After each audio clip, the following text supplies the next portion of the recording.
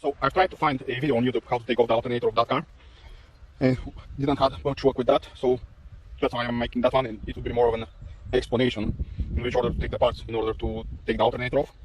The car is mostly assembled now, so I've just put the pipes on top just for visual.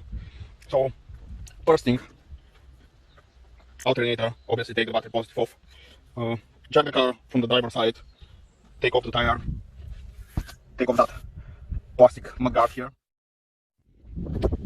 Next, we'll take off that hose.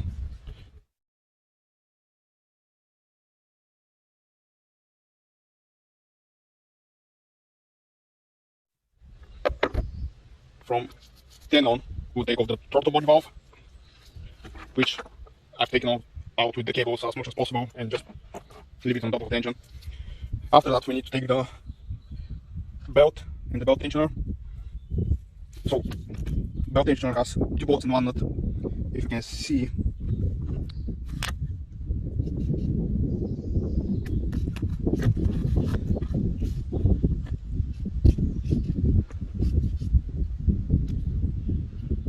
that nut over there. So first thing, you need to take off that nut.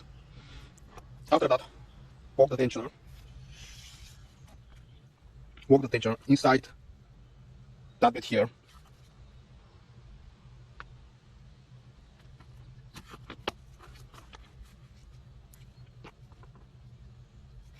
Inside that bit here, there is a hole that you can put a drill bit 2 or 4 millimeters to walk the tensioner.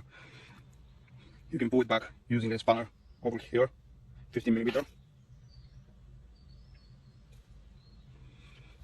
Then take off those two bolts and you'll be able to remove the tensioner. Next thing, remove that plate and remove the cables that goes to the alternator.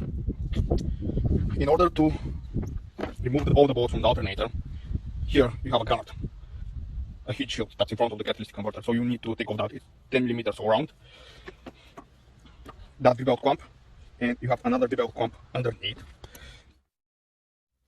And you have two bolts that are holding the catalytic converter, one over here and one on the other side.